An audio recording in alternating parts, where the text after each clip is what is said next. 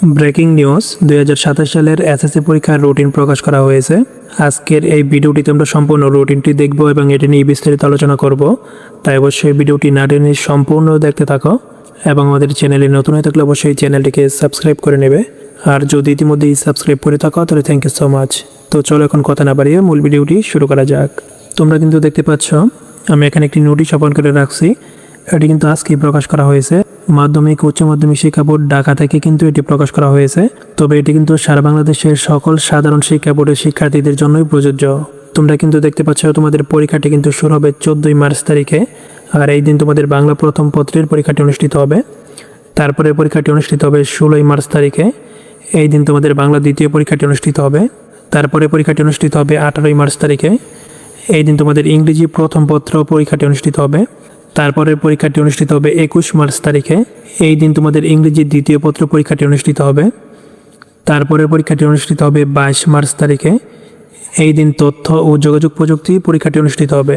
তারপরের পরীক্ষাটি অনুষ্ঠিত হবে 25 মার্চ তারিখে। এই দিন তোমাদের গণিত বিষয়ের পরীক্ষাটি অনুষ্ঠিত হবে। তারপরে পরীক্ষাটি অনুষ্ঠিত হবে 28 মার্চ তারিখে।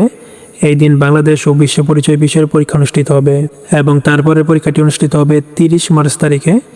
এই দিন পদার্থবিজ্ঞান, বাংলাদেশের ইতিহাস ও বিশ্ব সভ্যতা, ফিন্যান্স ও ব্যাংকিং এই বিষয়গুলোর পরীক্ষা অনুষ্ঠিত হবে এবং তারপরে পরীক্ষাটি অনুষ্ঠিত হবে 1 এপ্রিল তারিখে। এই দিন ভূগোল ও পরিবেশ বিষয়ের পরীক্ষাটি অনুষ্ঠিত হবে এবং তারপরে পরীক্ষাটি অনুষ্ঠিত হবে 4 এপ্রিল তারিখে। এই দিন রসায়ন, পরিণতি ও নাগরিকতা, ব্যবসায় উদ্যোগ এই বিষয়গুলোর পরীক্ষা অনুষ্ঠিত হবে এবং তারপরে পরীক্ষাটি অনুষ্ঠিত হবে 6 এপ্রিল তারিখে। এই দিন তোমাদের গার্হস্থ্য বিজ্ঞান, কৃষি শিক্ষা সহ আর কোন কোন বিষয়ের পরীক্ষা অনুষ্ঠিত হবে সেটা তোমরা এখান থেকে দেখে নাও এবং তারপরে পরীক্ষাটি অনুষ্ঠিত হবে 8 এপ্রিল তারিখে। এই দিন তোমাদের হিসাব বিজ্ঞান বিষয়ের পরীক্ষাটি অনুষ্ঠিত হবে এবং তারপরে পরীক্ষাটি অনুষ্ঠিত হবে 11 এপ্রিল তারিখে। এই দিন তোমাদের উচ্চতর গণিত এবং বিজ্ঞান বিষয়ের পরীক্ষাটি অনুষ্ঠিত হবে এবং তারপরের পরীক্ষাটি অনুষ্ঠিত হবে 13 এপ্রিল তারিখে।